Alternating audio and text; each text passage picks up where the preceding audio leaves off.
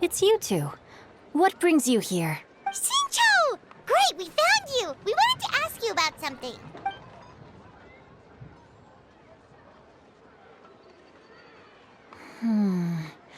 That's not a whole lot of information to go off of. I don't know if I can say for sure. I can't pinpoint her identity from your description alone. But considering her age, I am reminded of a nameless heroine who's been featured in various chivalric novels. Nameless heroine? That's right. The novels often speak of a great drought from 50 years ago. As the people suffered, a nameless heroine appeared and began to clear away evil spirits in bandit camps. The people idolized her, but never learned her name. All they knew was that she always acted alone. Later, though, she supposedly fell in love with a similarly noble-minded exorcist from Mount Tianheng. They were well matched in more ways than one, often fighting together as a fearsome duo of otherworldly strength. After the drought ended, the heroine and the exorcist left the public eye and began living a reclusive life in the mountains. All that remained were tales of her incredible accomplishments. The way this nameless heroine faded from fame into obscurity later in life is not too dissimilar from Miss Yuendai.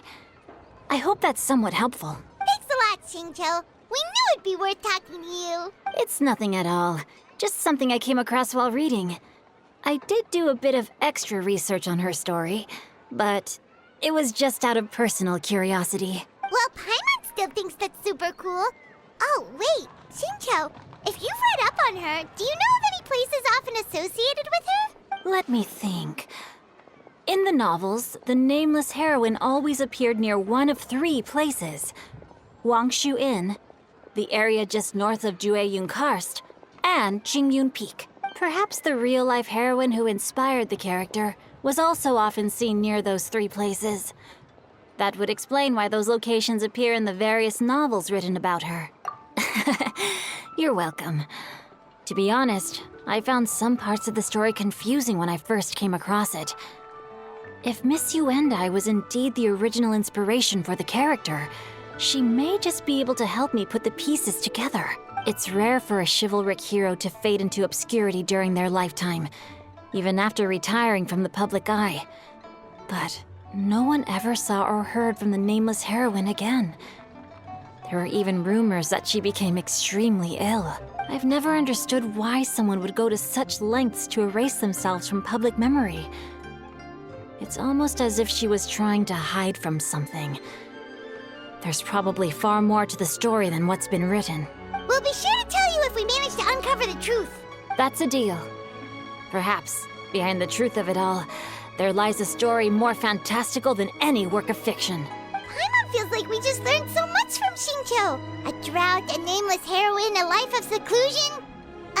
Wait, why does the story sound super familiar? Oh, right! There's a drought in this story, too! Xingqiu, are droughts super common in Liyue or something? Well, they used to be. But people have long since developed methods to prevent them, like by cultivating the soil or digging canals. So while droughts do happen from time to time, they are rarely regarded as true disasters. The drought 50 years ago is probably one of the worst we've had in the last several centuries. The crops withered, the streams ran dry, and the monsters in the mountains became rabid and agitated. Countless caravans were attacked, and people who lost their homes came together to form bandit groups. What started as a natural disaster soon became a human tragedy as well. That sounds awful. Yeah, and that's exactly why the nameless heroine was so beloved.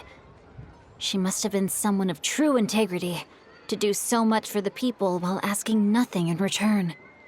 Still, as terrible as that drought was, it was nothing compared to the truly calamitous disasters that befell this land in ancient times. They say that back in those days, disasters were both more severe and more common. Only the strongest of Adepti could hope to dispel the ruin and devastation. Do you have any other questions? We're good for now. We're just going to head back and meet up with Miss Xianyun and the others again. Paimon hopes that Granny Yuendai will be able to remember more of her past. She used to be a great hero who saved many people. So that she can't recall any of it. Anyway, we'll be off now. See you some other time, Xingqiu. Thank you so much for your help. It's no problem at all. Safe travels.